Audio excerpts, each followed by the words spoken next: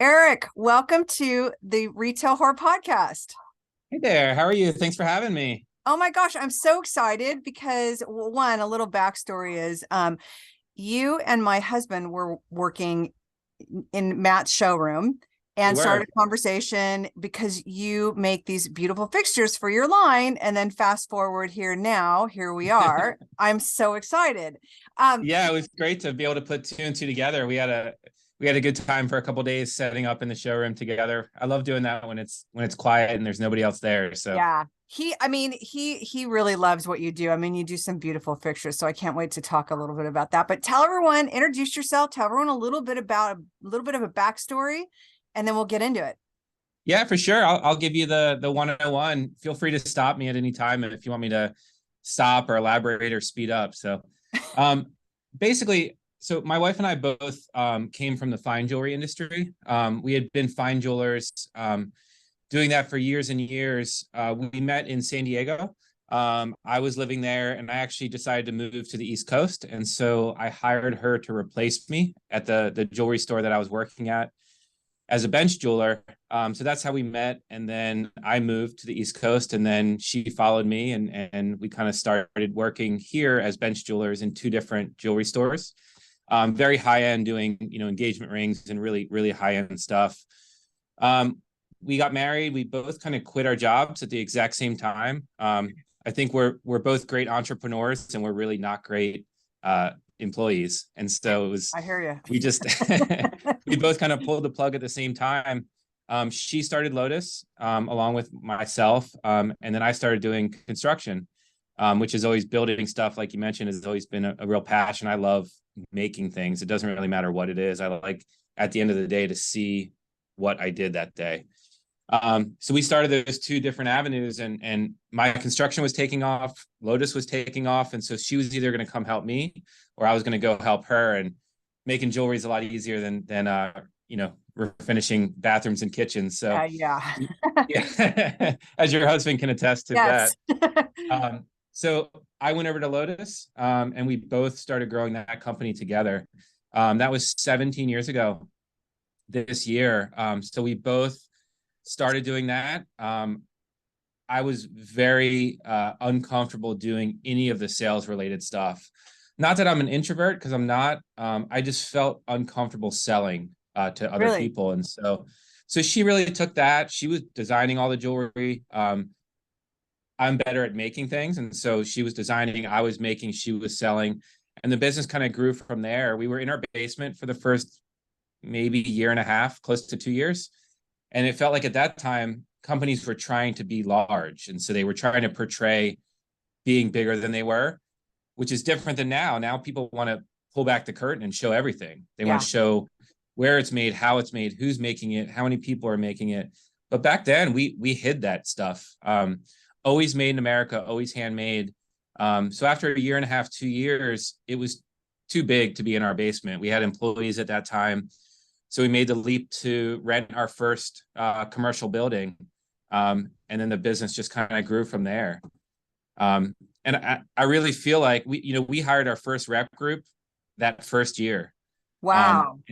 And so we really never entered the direct to consumer channels, which most jewelry makers, that's what they do. Yeah. They go on Etsy or they do fairs and farmers markets and bazaars. We never tried that. We went directly wholesale from the get-go and had our first rep group. I want to say maybe it was 6 months in.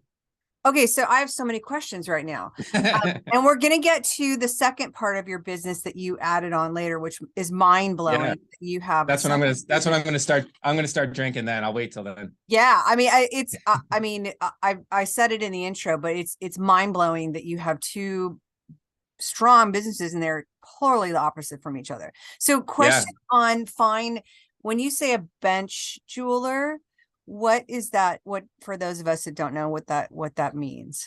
So that terminology is more geared towards the fine jewelry industry, where Courtney and I both had our careers making fine jewelry. So being in the back of the shop, not customer facing, actually making.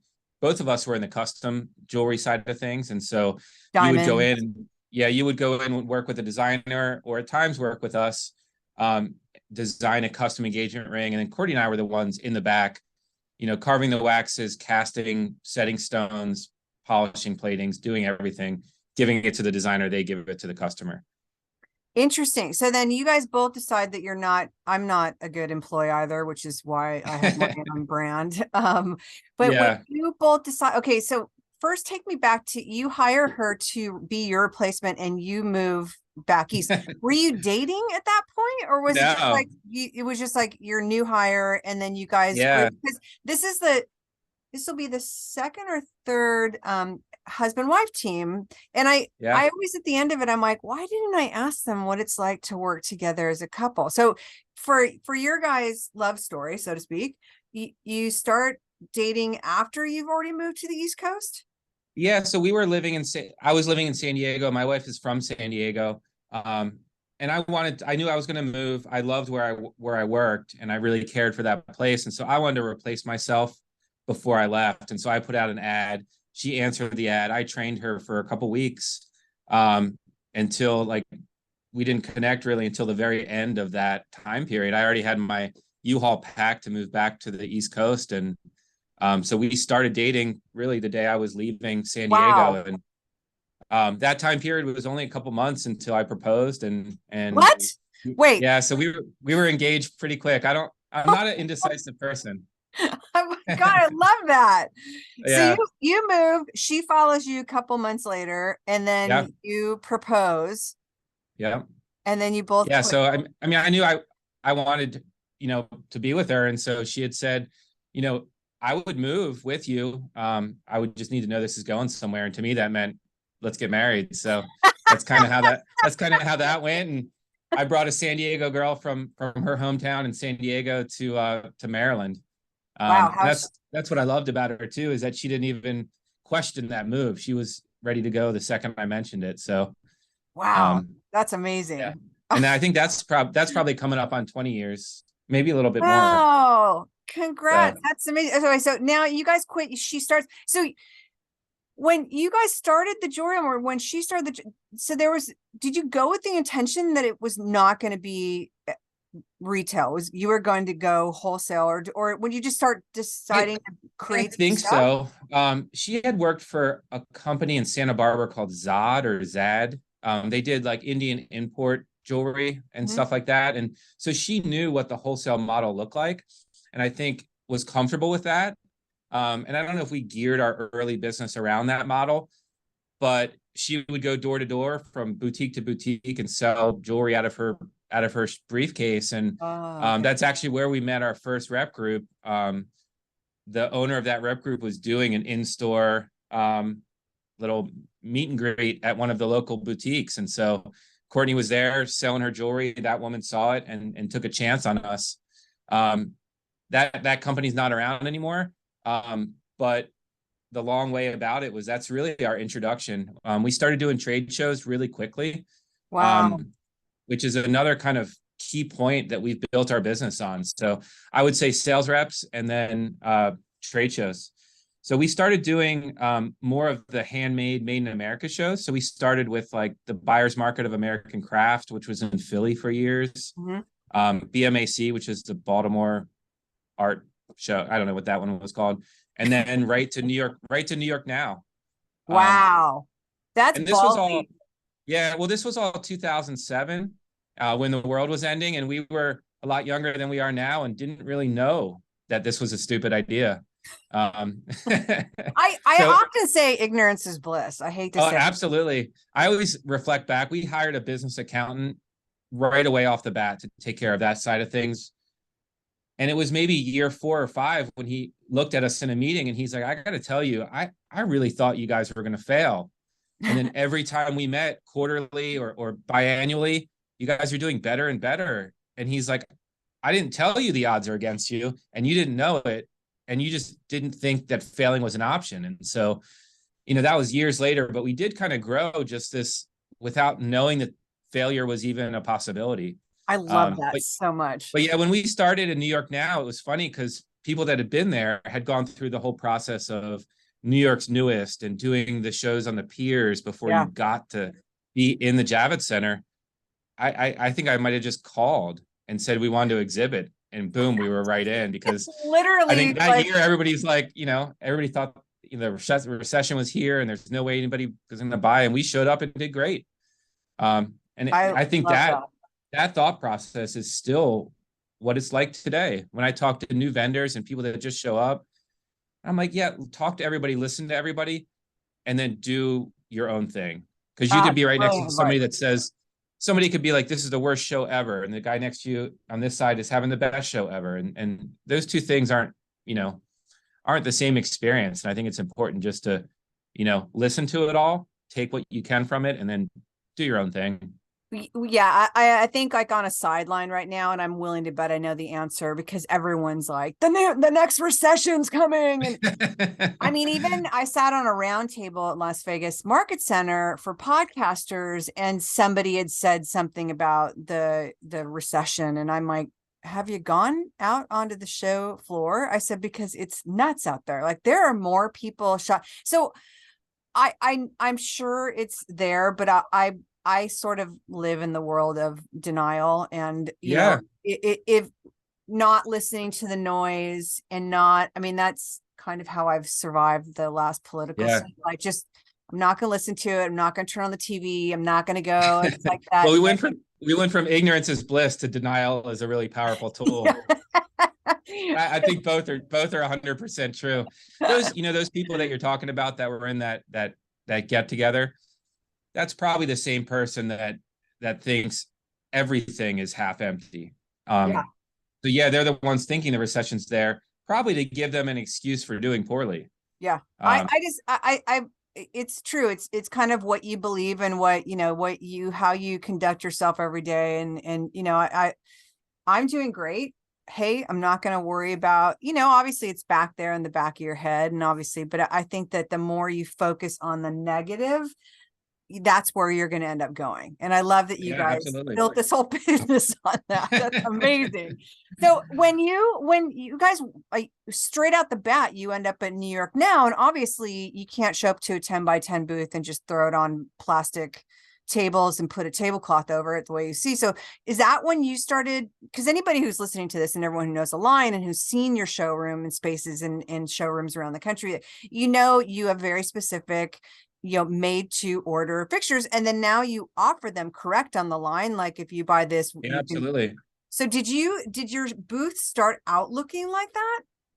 Yeah, I mean, but the style has changed for sure. But I do remember we got into the show, and I thought, how do we do this? What do we show up with? The package said pipe and drape, but what else do I get? How does it happen? And I think I like Googled trade show booth, and somebody had posted a picture of their booth, and I was like, oh, look, you can build tables, you can carry things in, you can put up, artworks or backdrops, and the rules were very strict. You couldn't wheel it in, you had to carry it in. So everything was designed that Courtney and I could hand carry it down the escalators. So it's nothing like it is now. But it was pretty damn good for a first trade show to ever do. So I've talked about New York Now on the show before with a couple people, and New York Now is, for those of you who have not set up a trade show, it is, for LA, you can, pretty much pull up to the back of the building and load it in roof freight elevators, and you can put stuff together yourself. And New York Now is a whole other animal. It is union based. It's the final boss of trade shows. Oh my God. You can't even pull out your own drill and start putting something. Like Karen Arwell said that when they started putting together their booth, they tried so many times of putting things together themselves. They actually sat a marshal in their booth to watch them. I mean, that's how crazy. Yeah. So you guys I got away with bringing it in. I got away with everything. How did I got you away with did you everything. Make stuff? I think it's because I look like an electrician. So, I'm standing there in a t-shirt covered in tattoos, and I look like all the other union carpenters, so nobody bothered me. Oh my God, that's amazing. Because because going around trying to figure the ins and outs of how to load into, just knowing you had to carry it in is brilliant. Yeah, it's hard, but I really do think I love talking to new vendors because I want to give them the cheat code. I don't want you to have to do things the hard way. I don't want you to get yelled at by union laborers at New York Now. Like, it takes me 10 minutes to have a conversation and be like, if you want to listen, I'll lay it out. I've explained the rep model agency to hundreds of people. And I love doing it. And I love connecting people to rep groups and reps and agencies that work for them. Okay, that's fun. amazing. Like I just got off my interview prior to this with Trudy with Unemployed Philosophers. I love Trudy. She's all about that, sharing the knowledge. Like the more like, and I don't know if you heard yesterday's, by the time this comes out, it's gonna be later, but we had Ashley Ellerson from the Boutique Hub, and her phrase is community over competition. And it's all about, and you are like telling people, because do you know how many people will not tell you and share that information just because? Well, it gets easier. It gets easier as you get bigger and more successful. It's scary when you're competing for scraps, and so is the next person next to you. That's a little more challenging, to be free and open with information. I think when your company gets more stable and bigger, it's not scary anymore, because you know that that's not business that's taken from you. Yeah. I want you to do well as well as I want to do well. I love that. Yeah, Trudy was great. I love Trudy. Her. She's the best. Yeah. So when you guys did New York Now, when you guys first started out, because you guys started out so young, and I'm assuming you got all these orders, was there ever any moment of like, holy shit, how are we keeping this out? It was the exact same feeling I had when I started Noble Mick 6 months ago. It was like Groundhog's Day. Exact same feeling, where you're nervous going in, and then it's really successful, and then you're nervous coming out for the exact opposite reason. Like, holy shit, is anybody going to buy this? To holy shit, how am I going to make this? Good problems to have, but there's still challenges.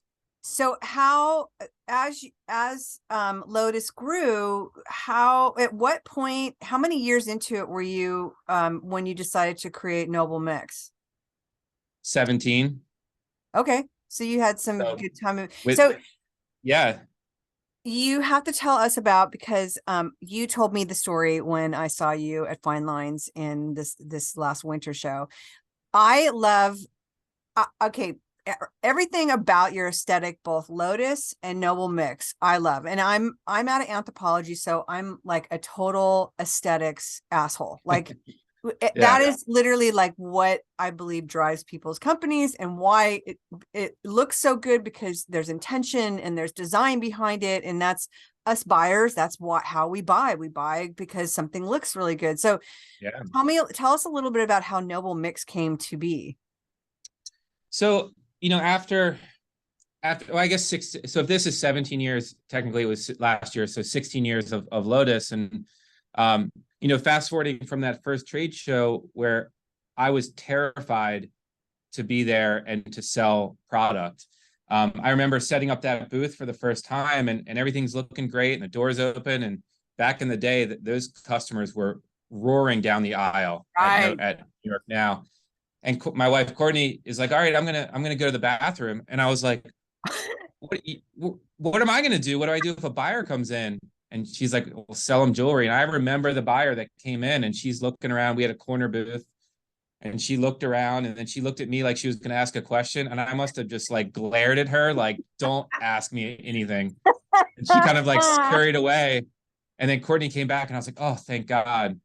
And to go from that to like loving what I do and being front facing and selling was a very conscious effort. I don't remember where along the process it happened, but I have a really close friend, Sean, who is an amazing salesperson, and people gravitate towards him. And I learned a lot from him. I learned a ton from Mark Chavez from Chavez for Charity. Mark's one of my closest friends, and watching how those natural salespeople sell is what I modeled myself after.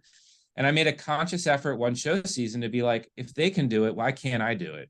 I'm not good at it, but like anything else, if you work at it, then you'll get better at it. And so I made a conscious effort to challenge myself to sell to that buyer who walked in. Instead of being nervous or afraid of them, I spun it and made it a challenge that I didn't come knock on your door. I didn't cold call you. I set up, and you saw something you liked, and you came to me. So I'm not going to offend you by selling you what you liked. And it was Did like, you not, it was have like you not ever sold anything in your life, like growing no, up?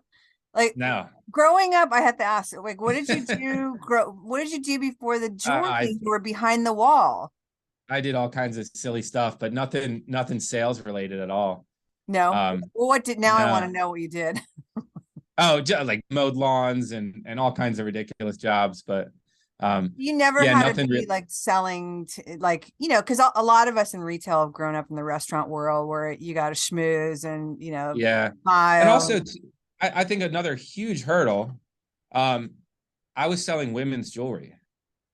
And so I always had this hang up, like I don't even belong. It's ridiculous of me Oh, selling women's.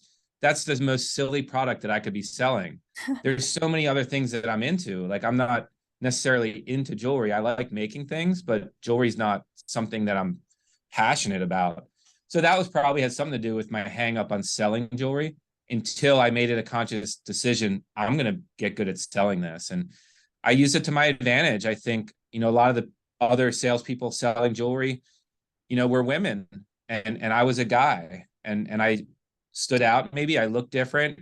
Maybe I was memorable because they just spoke to, four women in a row, and then they spoke to me. And so, I kind of leaned into that and maybe made it an advantage instead of a disadvantage. And once I did that, I enjoy selling. I love trade shows. ew. I love going to the show, and I love the challenge of it, and I love the social aspect.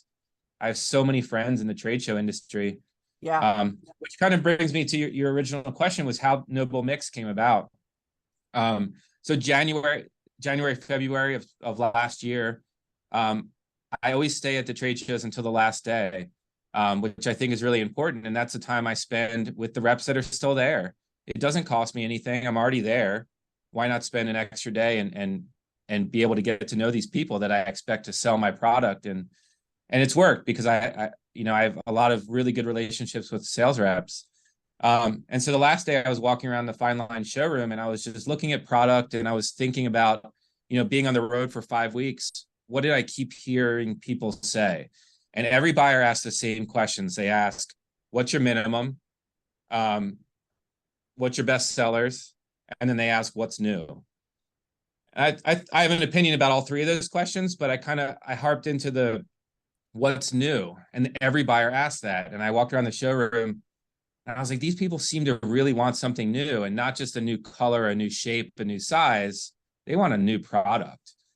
And so I was talking to Robin Estill from Fine Lines, and I was like, I feel like maybe I could bring something to the market because I know my customer. And she's like, yeah, that'd be great. And we talked about what it could be. And I went to the airport, and I have the text, and it's from January 24th of last year. And it says, Robin, I think it's something cocktail related. And so I went home and I made a big list of, if I was going to bring a new product to market, it had to be all these things. And it was almost like a list of the pain points that we all feel in this industry. So it had to be light and flat, for shipping and logistics. It had to be a low price point because people are price conscious. It had to be unisex. I wanted to be able to sell to men and women. It had to be universal. So I wanted it to fit into every store. I didn't want to give buyers the opportunity to say, oh, we don't carry jewelry. I wanted something that you couldn't say that to. And so I want something that fits in an outdoor store, a bookstore, a shoe store. I want it to fit everywhere. I wanted something easy for the reps, because as I watch reps work a showroom, I watch them get fatigued. If you're selling a big line that you're there for an hour and a half, or then you go to smelling candles, and then you go to here and you do all these more intensive lines. I wanted you to be able to stop by whatever my new line was, and boom, easy, quick, right in order. I wanted the reps to feel confident right away. So I didn't want this big complicated product where they had to explain it. I wanted to be able to empower them within a couple minutes of training to sell that new product like it was something they've always known. So I made that list, and I tried tech and baby and gourmet and all these different categories, and nothing fit until I had this idea. And so that kind of evolved into like, okay, if I'm going to do this, I reached out to the two rep groups that I have the best relationship with, which is Fine Lines and roadrunners. And so I reached out to Angela and Matt, and I said, I have this idea to do something, but I can't even do it if I don't know that I have your support. I can't invest in this if I don't have you guys on board. And they both, without knowing what it was, where it was, what it was going to be, they both said yes. Whatever you're doing, we've got space for you and we'll support you. And so that was like enough fire just to like make me go. So this was like late January, early February. I spent the next couple months developing the product. We hired a food scientist to develop the product. Once we had that, we went right into branding and packaging. And then right into June 3rd or 4th for the Dallas show and started selling. So it was 5 months to go from idea to first sale. It was fast forward. I have so many questions. I'm like, I guess I should tell you what the product is at some point too. well, I mean, okay, tell what the product is, but I'm like, how do you, just wander around and just all of a sudden come up with the product off the top of your head? It's like, how that's a lot of, and then, packaging and like, okay. That was the fun part. I mean, packaging and designing, it reverse engineering this whole project because I knew who my customers were. I knew I was going to have the sales reps that know me, that sell Lotus. I know who those customers are. So I wanted to brand and package specifically for who I was going to sell to. Instead of coming up with a product and then trying to find where it fits, I came up with a product where it already fits. But they're so different, jewelry and bar. Yeah. I mean, they're polarly different in the world of retail. Yeah, absolutely. No doubt. I mean, okay, so talk about the product, and then I still want to go back to how the hell this all happened in 5 months. For sure. So the product is a single serve craft cocktail. So basically we do 6 different classic cocktails, and then 5 different margarita specialty margaritas. But each one has everything you need to make the cocktail. So all you do is add water and spirit. So they tear open. You would start with, for the old fashioned, you do 2 ounces of bourbon. You don't even need to measure. It's my kind of bartender. Yeah. And then you do need 1 ounce of water. And then the packet of mix. And those of you who are listening to your car, it is being mixed in front of us.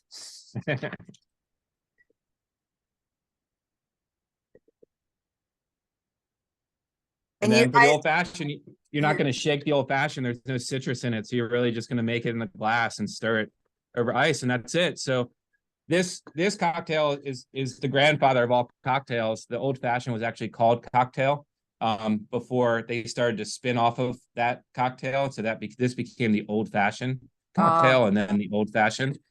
But really just the ingredients in this are pure cane sugar, bitters powder, cherry powder, and orange powder, and that's it.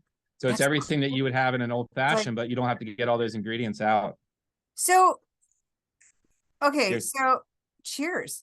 I wish I had my cocktail with me. You should have sent me a box before I could have. You ever had somebody get drunk on your podcast before?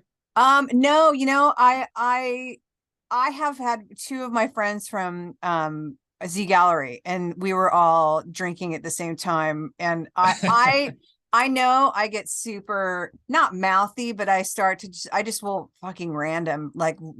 Yeah. And it's like, so I know kind of better than to like, Yeah. But okay, now I'm like, you come up with the idea of doing something for a bar, and Yep. you come up with something that doesn't exist, and now you're going to reverse engineer it. I mean, mixers exist, but not dry. Like, yeah, I thought about doing liquid mixers. I love that. And they're out there. And they're great, but they didn't check my boxes. They weren't light and flat. Yeah. It had to be made in the USA was another one that was really big for me. So I was like, what if that mixer, there's the drink bombs, but they didn't solve all my list of things. And so I wish I could say exactly how, but once this kind of thought came about. That's when I hired the food scientist. And that's kind of a funny story too, because I didn't even know that was a thing. So I I was started just about to Googling. ask you that. Yeah, I didn't even know it was a thing. So I just Googled for days and tried to find somebody that would talk to me. And a lot of these food manufacturing companies are huge. And so finally I called a company. They put me through to somebody, and the first thing she said was, you know, your phone says Lotus Jewelry Studio. She's like, is that like the Lotus Jewelry Studio? And I was like, yeah. She's like, oh my God, that's my daughter and I's favorite jewelry brand. And she's like, Wow. what are you trying to do? And I told her the idea, and she's like, oh my God. She's like, I love cocktails. This is perfect. Let's do it. And honestly, Wow. without her, I would have never been able to crack this barrier into the food beverage industry.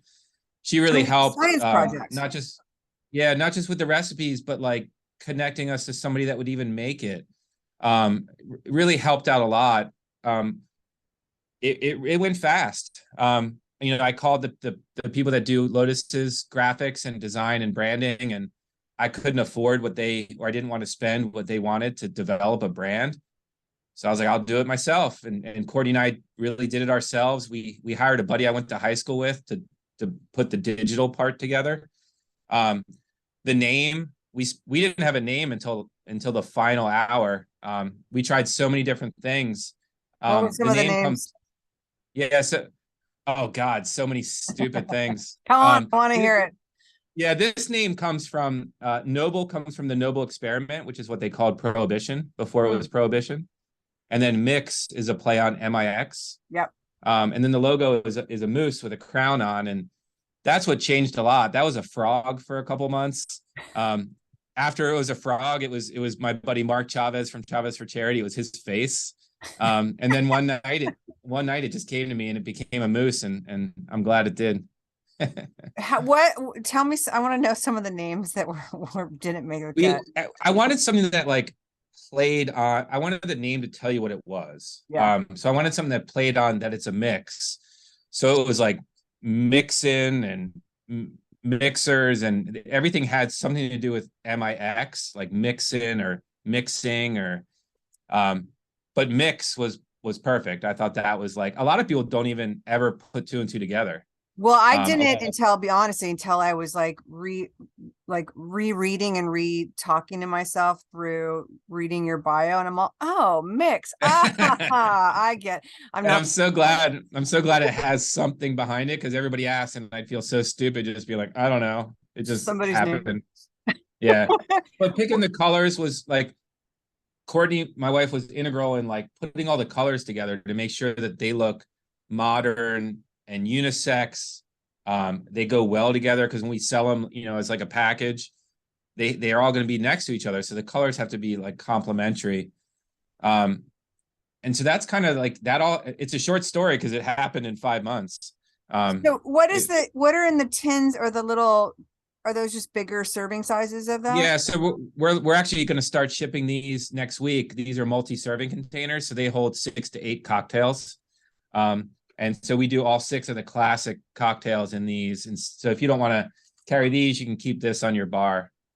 What I will say that I talk about this a lot, because my main hustle, MC Design Collaboration, I'm a merchandiser and I work with retailers. And my favorite trend right now for tabletop is the expansion of pantry and bar. And like, I think I noticed it happening. I guess it was last year, I think it was last holiday, the one prior to the one we just passed, but where like the mix-ins of like all the dried stuff is in a jar, and you pour the liquid and it sits. And I think you saw Serge and Jane, right? In Minnesota. I don't remember offhand. I think you do, because we do the Retail Whore road trip, and they were our first road trip, and they have this rad store that's 3 floors that they built themselves from scratch, has an elevator, and oh wow, first floor is women's and kids. No, women's. Lower levels kids. First floor is women's. Second floor is men's, and they have you know, they've got a record section up there. They sell old LPs. They sell old Walkmans. They have a bar section. And then on the weekends, they'll have a DJ and they're actually mixing drinks in the store. It's That's awesome. I just think the bar thing, I mean, I think the bar thing for women and men, but I love it for men because I feel like in the world of gift, men's departments are super boring. And it's like, you know, there's getting better and better men's gifts coming along, but I feel like to mix in bar and a men's department is so good. And like to be able to take your product and show it with somebody else's flasks and bar books from wherever. I mean, I wish I could say I saw that coming and I'm a genius, but it was really happenstance. I think having a cocktail related product was perfect timing. Too bad you missed the pandemic. You would have really killed it. I mean, I didn't know drinking just became cool. I've always been a big fan of it. So, so tell me, like, who are some of the retailers that are selling your product? I'm assuming gift, but are you selling in liquor stores and whatnot now? Yeah. So starting from June, like our very first sale was in the Dallas market last summer. So fast forward from then until this year. So now we're over 8 months.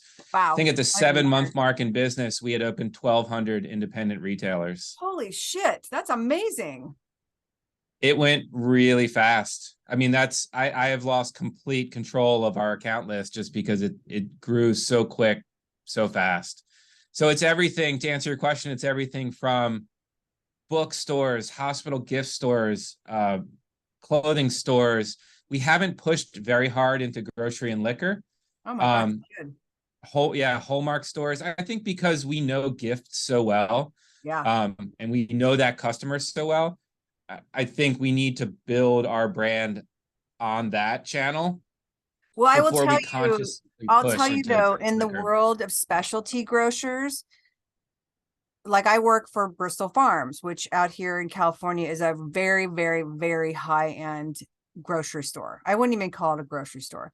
But they have a massive gift presence. And that is part of, I mean, they sell Jellycat in their produce section. It's brilliant. Yeah. Those are the kind of grocery stores because they already have such a big gift presence. I mean, and we're definitely seeing them. And our sales force has done an absolutely amazing job plugging this brand into their people they work with.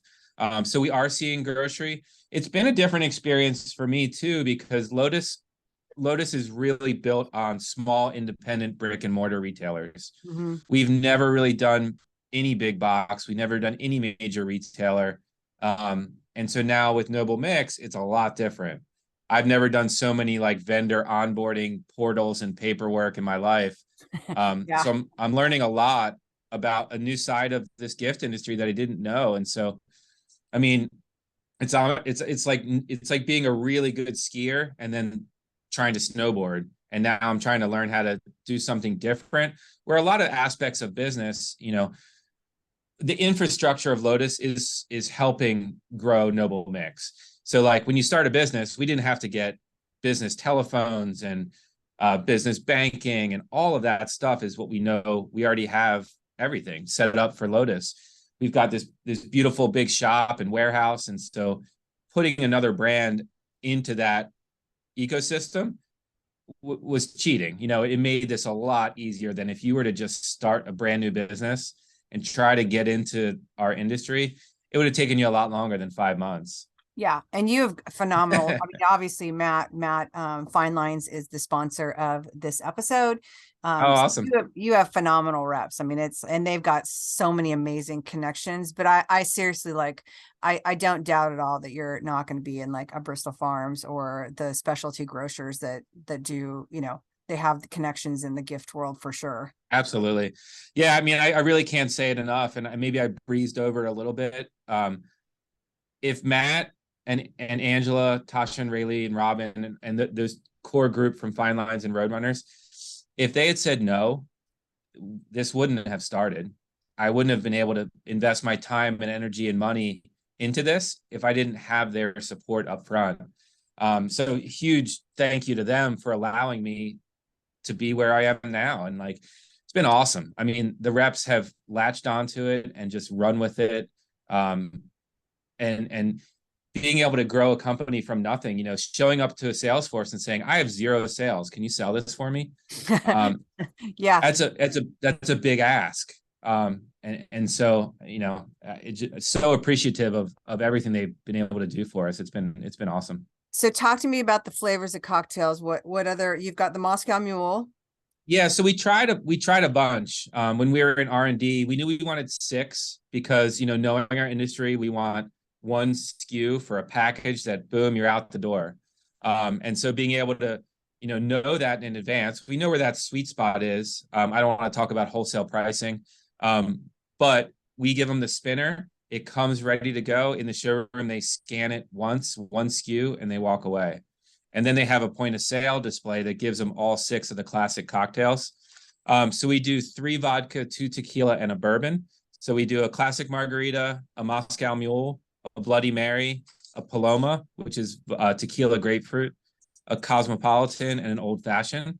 So those are the 6 that we started with. That was last summer. And then 6 months later, we launched all the specialty margaritas. So we do 5 different specialty margaritas. We do a spicy jalapeno, a strawberry, mango, coconut, watermelon, mint, and passion fruit. And now we're starting to play around with switching spirits. You know, so if you use tequila or if you use vodka instead of tequila in a Paloma, it's a Greyhound. If you use rum instead of tequila in a strawberry margarita, it's a daiquiri. So it's fun to be able to kind of give the product to people and then watch how they use it. You can use half a pack. You can use sparkling water instead of spirit. You can really get creative. The back of each packet. What's that? Can you use them as rimmers? Like if you make a really watered down, or like say a Topo Chico and vodka, use the Paloma as a rimmer? Yeah, you could. I've never tried it before.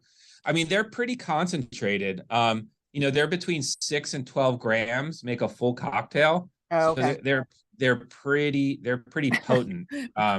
Yeah. Strong, Michelle. And you know, a lot of the citrus based ones, that's really tart. You know, when it has lime powder in it, that it's pretty aggressive. Each one has this QR code on the back too. It says scan for cool shit right next to it. And if you scan that, it takes you right to a video of 2 bartenders mixing this cocktail. So they give you brilliant. So they give you some ideas on like what to use and how to mix it, the ratios. And when I say 2 bartenders, it's really just 2 of my drunk buddies that help me out. That's what makes it fun. I mean, honestly, Grassroots. What I love is that it's not to say it's loosey-goosey, but it's kind of loosey-goosey. And it's like, you're just kind of doing something you love. And I think that it absolutely shows. Like, I mean, talk about brilliant. So because you've got a single serve flavor on the counter, I'm assuming that when people run out, I mean, what's the top flavor you see retailers continuing to reorder because it's sold out of their fixture? That goes back to when I was talking about the 3 questions that retailers always ask: what's new, what's your special, and what's your minimum? What's new or what's your best seller? It's always interesting because like what sells in Seattle versus Miami are 2 different things. And so when we started selling the Classic 6, they all sold exactly equal because everybody started with the pre-pack. As orders kind of came back in, if one was slower, I'd say the Bloody Mary. It's a pretty divisive cocktail. You either love it or hate it. Yep. It was a challenging one to make because to get the viscosity of a Bloody Mary, and we nailed it. It's delicious. It's thick. All the fruit powders. Yeah. All the fruit powders we use are just fruit powder. So they're not dextrose based. There's no artificial flavoring or coloring. So when you rehydrate tomato powder, it makes tomato juice. And so it's thick like a Bloody Mary. That's amazing. See, that's obviously where the scientist comes in. Yeah, for sure. My wife and I love cocktails and, you know, we do make scratch cocktails at home all the time. We have everything to make it.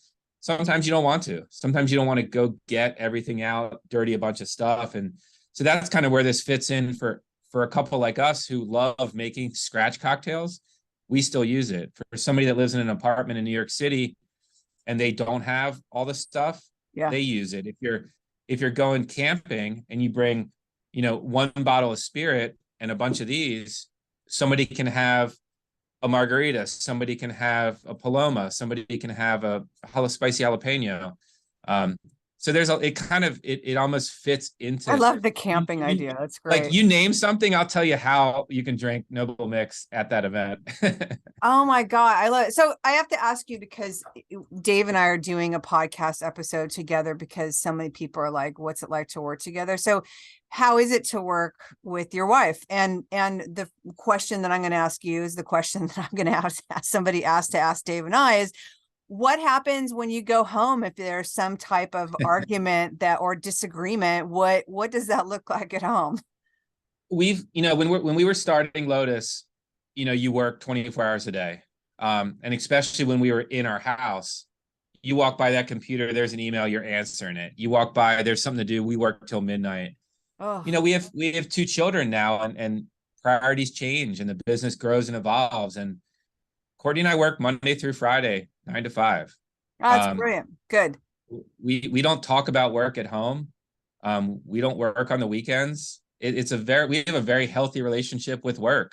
Now, when we come to work, we work 100 miles an hour, but then we leave and we go home and we do normal home stuff. So you literally leave it at the door. Like, you don't talk at all about it. Like something that happened or some like situation, like you. No, I leave it home. I've made the mistake of checking my email right before bed, and you get something that you're just sick over. Yeah. And then it ruins it. There's no benefit to it. And bring it back to reality for a minute. We're making jewelry and cocktails. You're not going to die without either one of them. I'm not solving the world's problems. You're not having a heart attack. You're not going to call me. And so it can stay at work, and we're very accessible. We've got amazing employees. We've got a great team that works really hard. So everything gets taken care of. We have great customer service. We have happy customers, and we don't work on the weekends. Oh my gosh, I love that. I think my answer is going to sound different.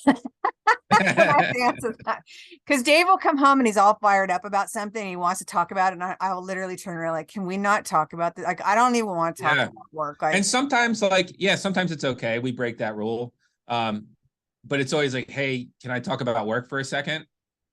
And sometimes the answer is no. Like, is it on fire? Is it on fire? Then no, we can't talk about it. And that's another thing too. Like, when I travel, and I'm really the one that does all the trade shows now. So when I travel, it's hard. Courtney's holding down 2 businesses, 2 kids, everything. What I do is way easier. I work from when the show opens till the show closes, and then I go drinking with my buddies, and then I get up and do it again. And there's nothing else I can do. So she's really good about not involving me in day-to-day stuff when I'm traveling. Because when I'm at a show, I need to be 100% positive. We did like a GHTA kind of educational roundtable explain, a couple weeks ago. Trudy and I just talked about this. So explain GHTA, because not a lot of people are listening are retailers. There's a lot in the wholesale industry, but explain that. If you want to know about GHTA in depth, like Trudy definitely can talk more about it than I can. I see a lot of value in it. I see a ton of value in it if you're a young brand. But if you're watching this, if you're watching this and you're just getting started, the best thing you can do is join GHTA, and people will tell you how to do everything. What's GHTA stand for? Gift and Home Trade Association. Yeah. So it really helps people fast forward a lot of that learning. When you're first starting out, getting in the same room as Matt Katzenson or Peter Schaubin or any of these principals is really hard. At GHTA, that was really where I started to become personal friends with Matt instead of just business associates. That's really, I met Peter through that as well. So it's a great way to get around people who can really help your career and your business. So there's a ton of value in it.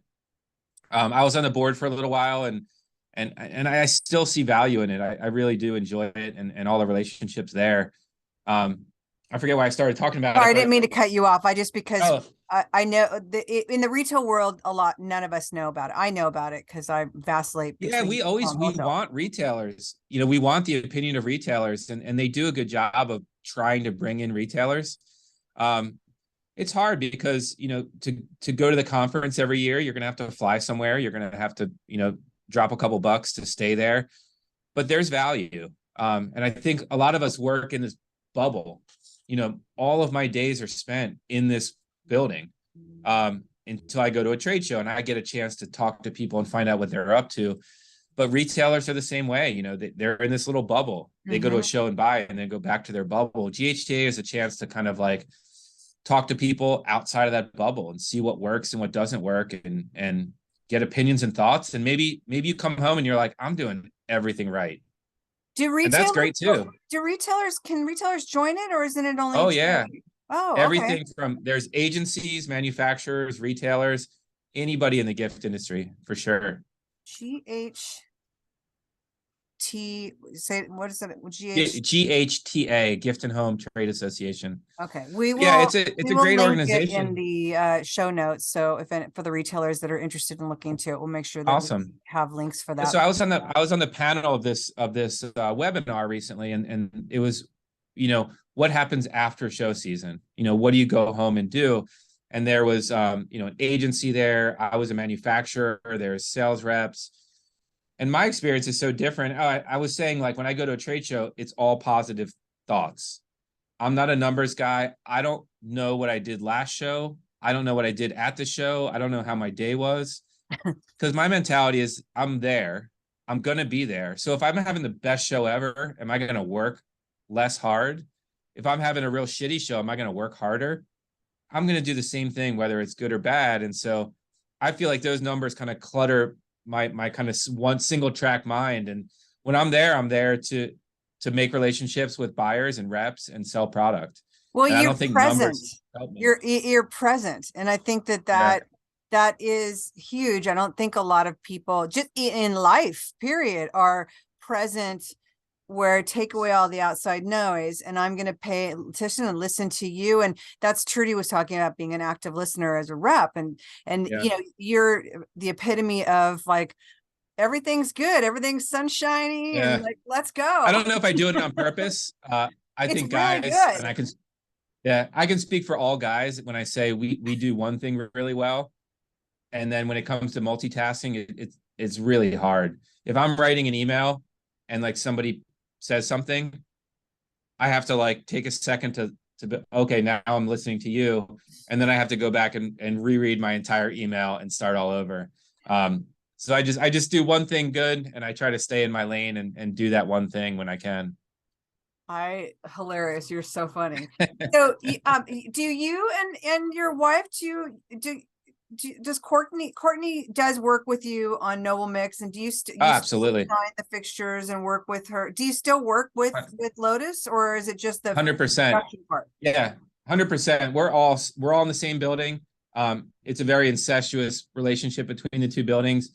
I mean, if one of our jewelers needs to hop over and pack a box, or there's constant back and forth between the two brands. The success of one is the success of the other for sure.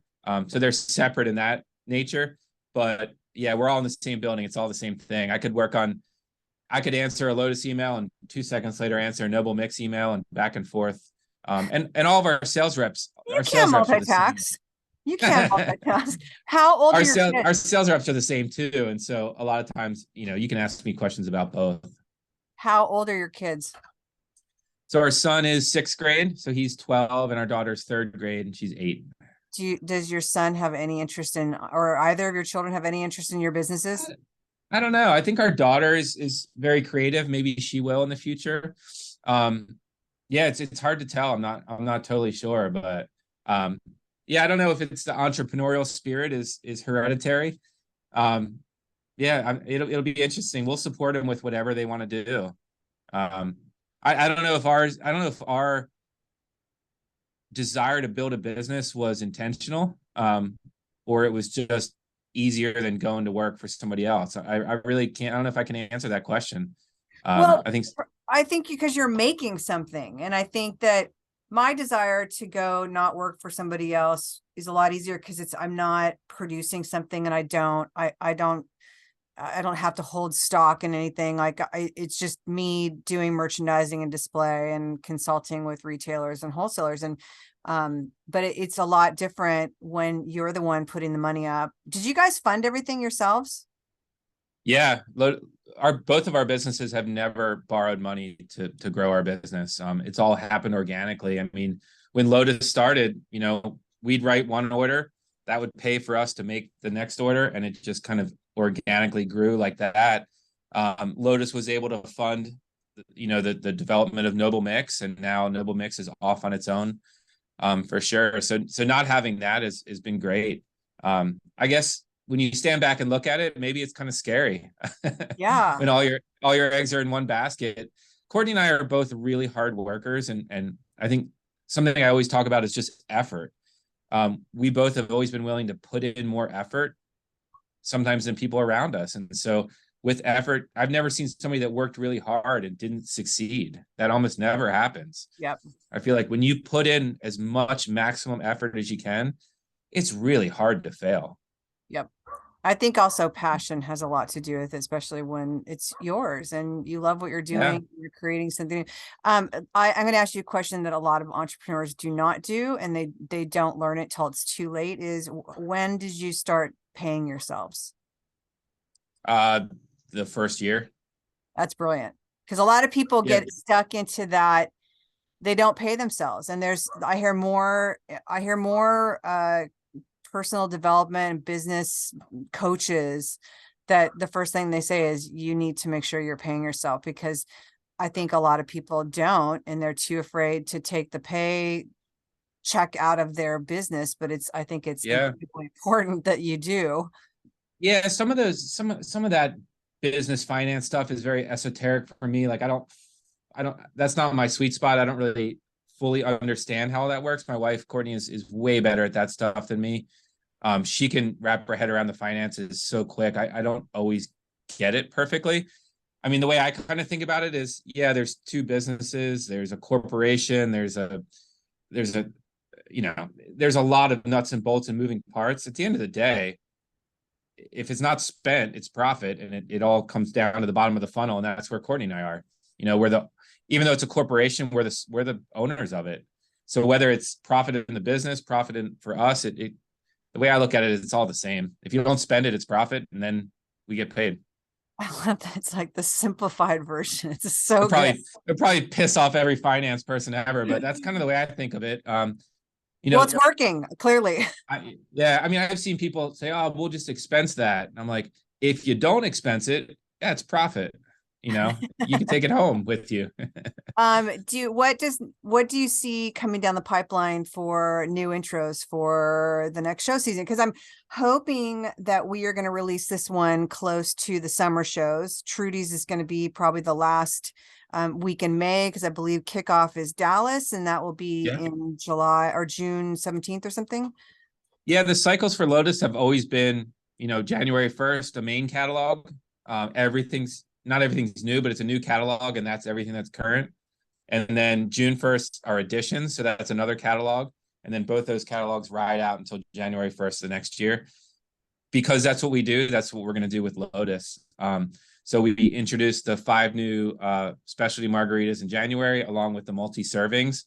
And we've got some really cool stuff that's going to come out for the June 1st release. So one new cocktail that I know for sure. And then some other ways to buy these cocktails. I don't know if I want to elaborate too much on it, but you don't have to. But do you see yourself doing like accessories and stuff like that to go? Add-on sales. I'm all about the add-on sales.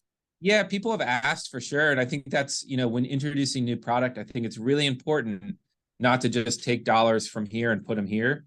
You want to add dollars onto your order. So if your average order is $350 and you introduce a product and they just move that money to what's over here, you want them to still buy the $350 and add on something else. So when we introduced the new margaritas, we offered them as an expansion pack. So everybody already carried this, and they're going to restock this and add the margarita expansion pack. So we're always very conscious about not just taking from one pocket and putting into the other. You want to build that sale. It's different too. Like, you know, our product's a lower price point. It's a consumable. Whereas with Lotus, it's a higher price point. It's a low price point for what it is, very affordable. But you know, a box from Lotus is this big and it can have $5,000 worth of product in it. Yeah. You know, at the price point that these products are at, the volume is just something that's taken me a long time to get used to. Just looking at just racks and racks of product and knowing that that's going to ship out, but it takes a lot of product to build, you know, a good business. I'm super excited to see what you end up doing for the June show, because I will be in Las Vegas. So I look forward to being able to Awesome. Thank yeah. you. So we built, I called Ray Lee from, you know, when we started in the June markets, we had a very small presence for Noble Mick's. Nobody knew how it was going to go. And so we had a very successful launch, and I called Ray Lee, who's a sales manager for Roadrunners in Atlanta. And I said, you know, here's my vision for Noble Mick's. I just want to put it out there. I want to build a bar, and I want it to be this cohesive space for people to land. So the showroom and Roadrunners didn't necessarily have a space for people to land. You know, if you want to sit down with your buyer and finish an order, I want you to come to the Noble Mick's bar. If you're just walking by and you want to sit for a second, I want you to come to the Noble Mick's bar. If you're a vendor and you're not with a customer and you just at the end of the day want to talk to other people. So that's what I wanted. And I wanted to look like an area that wasn't product driven. I think when we walk a showroom or a market center, and this isn't a negative thing, but you're seeing product after product after product. And each space is driven by, here's a shelf, here's a product. Yeah. And a lot of people do a beautiful job of displaying product. And so I wanted a space, and I wanted to create something that I hadn't seen before. And I did it in Atlanta, and I wanted a place that felt like I wasn't selling you something. I wanted a place that was comfortable. I took all the lights out. So there's no spotlights on the bar in Atlanta. It's all backlit and it's beautiful. And you can look up pictures of it. But when you come over, it just feels different. Well, so it's social. It's yeah, and social and community. And something I didn't foresee that was amazing was that, you know, when you see a bar, you're like, oh, that's familiar. Everything else in the showroom is like a sales area. So they see the bar and they kind of walk up to it, and it's warm and it looks like it's been there for a long time. You know, I designed it and I built it so it looks like it's been there. It's not new. So people would come up and sit down, and now I've got the opportunity to tell you about this product. And you're an entrepreneur, you own a store. And so now I get to share my story, and now we're engaged, and then you get to try my product. And what's the next thing you do after you walk up to a bar? You order something. You don't walk up to a bar if you're not going to order something. No one ever does that. And so it was like this perfectly organic situation where everybody that walked up ended up placing an order, because it's the natural next thing you do. And for you're the customer and you're on that side of the bar, and I'm the salesperson or the bartender and I'm on this side. It puts this barrier between us that makes us both comfortable. You know, I'm not looming over you, like reaching over you to show you something. I'm back here. I'm not a threat. You're over there. You're comfortable. You're seated. And we're having this interaction. And I'm selling you product. And I'm building a relationship. And I'm making this sale. So it's something that happened. I can't take credit for that, you know, psychological phenomenon. But dude, seriously, for somebody that was afraid to sell and afraid, like seriously, you just like nailed sales. You just nailed it. And it's like, for somebody that was uncomfortable and somebody that didn't want to be left in a booth to have to deal with customers, like you literally just created the epitome of a social selling environment, and not even selling environment. Like you just said, like where you don't feel, not that you ever feel threatened from a rep, but where you don't feel like you have to buy. You're not under this big sales thing. And and if you don't want to buy, you can walk away, and it's a lot easier to walk away too. It's a lot easier to say thank you, push your bar stool in and walk away. Less threatening. You know, if we're standing right next to each other and I'm still holding a product, showing it to you, and you're like, no, thank you. And you just like scurry away. So, I mean, making the buyer feel comfortable. Sample people. Yeah, exactly. So, I mean, that's really fun. So to be able to have a career and a lifestyle where I get to create stuff, I get to sell stuff, I get to build a bar, I get to be a bartender. I think Dude, I you have found my like the call. perfect job.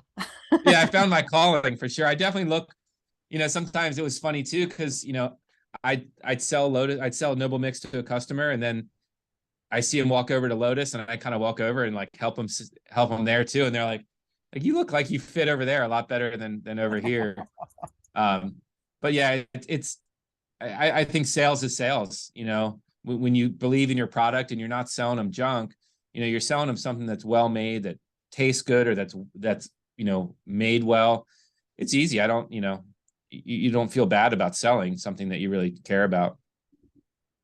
I have to tell you, I thoroughly enjoyed this conversation. You are like, you're like this breath of fresh air in the world of reps. And because I had told Trudy, she talks a lot about authentic selling and truly, like, if I don't think you're going to sell it, I'm going to tell you, don't buy it, because you're not going to trust me. And I'm going to now lose somebody, like a relationship. And I can't tell you how many salespeople in showrooms, other showrooms that I have to deal with that are just like, it's all about the number one item and you got to buy this and it's a top seller. Yeah.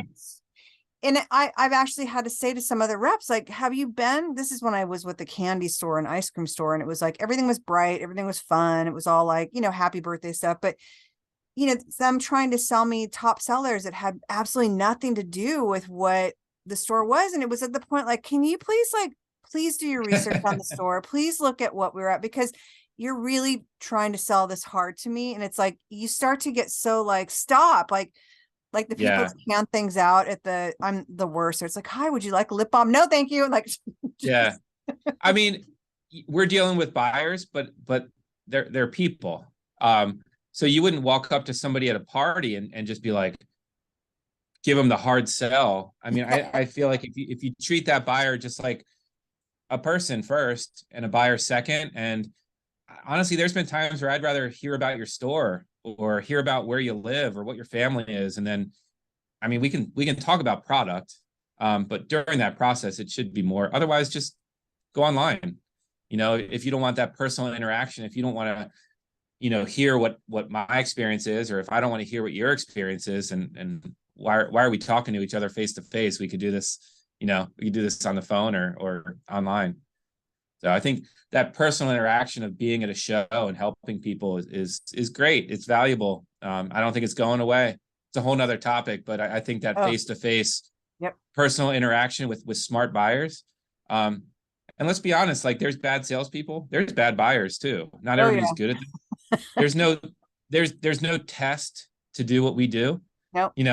If you want to open a store, you don't have to be good at having a store. If you don't have to be good at merchandising to be a merchandiser. So you don't even want to go down that road. Yeah, but that's what separates, the good from the bad, the successful from the unsuccessful. We don't get to be successful just because we're here. You got to work at it. And if it doesn't work, that's another thing that I noticed too, is like, some vendors will have a bad show and then they'll show up the next show with the same shit. And it's like, did you expect people to change their reaction to your stuff? You have to change your stuff until you get the reaction you're looking for. Yeah. So doing the same thing over and over, if you display something and nobody reacts to it, don't get hurt about it. Just change it, make it look better. Yeah. Do something cooler. I think that's I talk to retailers about that all the time. It's like, one is, I think a lot of people, vendors, rep groups, big box showrooms, like, I think they're used to doing things a certain way and they've done it for a long time like that. And it's like, it's never evolved, and they will continue to say, well, it's really crowded, or it's this, and it's like, well, let's try this, and it's like, well, no, and it's like, well, my phrase now I use with everybody is like, you're gonna have to get comfortable with being uncomfortable, because if you continue to keep doing it the same way, and this is the way we've always done it, and you're expecting like different results, it's like, I have news for you. Yeah, I mean, it's like that time period where some showrooms wouldn't let go of the carpet and the slat wall. Oh, Jesus. It's like, did you notice you're the only person with slat wall and there's nobody in your room? It's time Yeah. to let it go. I Yeah. know it's beautiful slat wall. It's gonna go in the dumpster. I could go on for hours about that shit, but I will not do that here. But thank you so much Awesome. for spending this time for me. I'm super excited to see you at the summer shows. I'm super excited for people to listen to this and go and test this out because like I said, honestly, guys, like retail wise, pantry is huge and bar is huge. And it's like such an easy sale. It's so fun. It's a low. I mean, one of the things I tell my retailers is like you can like really like for if you don't use the fixture, like I would put all those in jars and then, you know, cross merchandise it with bar books. And it's such a low buy-in to create big impact. And I think that you know, for the retailers that are listening to this, that you have men's departments, women's departments, that you sell party stuff or happy birthday stuff. This line is like hands down, like what fits in there perfect. Yeah, and we're not trying to replace dollars either. So, you know, when people already carry an infusion product, whether it's a jar with ingredients in it or some of the other ones, this goes right next to it. 100%. I mean, some of those are beautiful and it never benefits to say this is better because put them right next to each other. Yeah. And let the consumer choose. You know, those might be an awesome hostess gift. These are better if you're going to go camping. So there's different places for everything. That's why there's a million candle lines and there's a million personal care lines. There's room exactly for everybody. Thank you. Thank you so much. Awesome. Thank you so much. I'd love to check in and do this again in a year from now and see where we're at. I would love it.